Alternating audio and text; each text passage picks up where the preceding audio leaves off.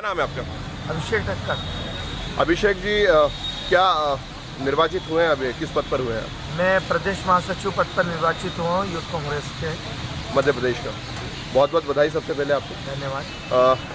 क्या लग रहा है कि किस तरह से अब देखते हैं, हमेशा से ये आरोप लगते आए हैं और ये ज़मीनी सच्चाई भी है कि संगठन स्तर पर कांग्रेस कमज़ोर रहती है, तो अब किस तरह की रणनीतियाँ रहेगी? कमलनाथ जी का नेतृत्व किस तरह से देखते हैं और किस तरह की नीतियों के साथ अब आगे बढ़ेंगे? देखिए, ऐसा है, अगर जो आपने बात कही कि संगठन स्तर पर ज़मीनी लेवल पर कांग्रेस कमज़ोर है, तो इस जिले की 4 में से 3 विधानसभा सीटों पर कांग्रेस के विधायक नहीं होते, तो ऐसी बात बिल्कुल गलत है। बिल्कुल संगठन पर एक बात तो ये भी है ना कि आपके जो विधायक हैं वो चुन के आ जाते हैं और 22 के 22 विधायक इस्तीफा दे देते हैं। दमोह से जो विधायक थे उन पर कमलनाथ जी ने भरोसा जताया और वो बाद में ये कहते फिरते थे कि मैं मर जाऊंगा लेकिन कांग्रेस नहीं छोड़ूंगा, फिर भी उन्होंने इस्तीफा दिया।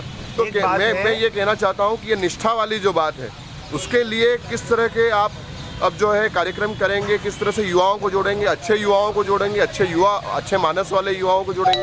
देखिए, क्या है, ये बीजेपी की रणनीति है, इनको सिर्फ एक आदत लग गई है और इनकी एक हवस है ये कि ये कैसे भी करके मध्य प्रदेश की राजनीति पे मुख्यमंत्री के सिंहासन पे रहें, इस प्रदेश में वो राज करें। उसके लिए उन्होंने पूरा संविधान का भी चीरहरण किया, लोकतंत्र का भी उन लोगों ने चीरहरण किया। ठीक है, कुछ लोग हमारे साथी चले गए हैं, किसी के साथ में चले गए हैं, अंधभक्ति में वो लोग चले गए, कोई दिक्कत नहीं है, लेकिन फिर भी आज हम बहुत मजबूत हैं और एक एक कार्यकर्ता भी आप देख सकते हैं कितने उत्साह के साथ में।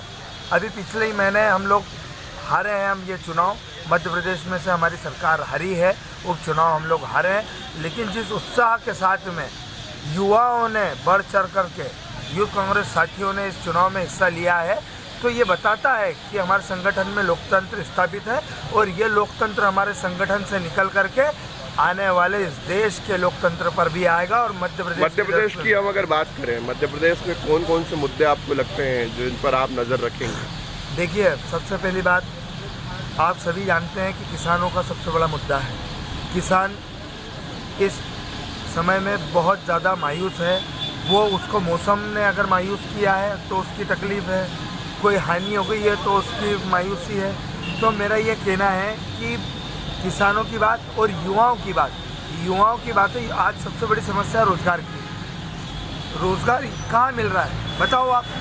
है, नरेंद्र मोदी जी कहे थे कि ये जो मनरेगा है, नहीं, मैं मध्य प्रदेश की बात करूंगा। मैं मध्य प्रदेश की बात कर रहा हूँ। मैं आपसे मध्य प्रदेश की बात बता रहा हूँ। मध्य प्रदेश की रोजगार गारंटी के मध्य प्रदेश में नहीं चलती है। आपको मैं बता दूं कि आप जिस स्थान पर खड़े हैं उससे ठीक 50 मीटर की दूरी पर जिला अस्पताल है। बिल्कुल है। आप चूंकि प्रदेश महासचिव बने हैं, पर मैं आपको ये जानकारी दे दूं कि वहाँ पर सोनोग्राफी मशीन एक भी नहीं है।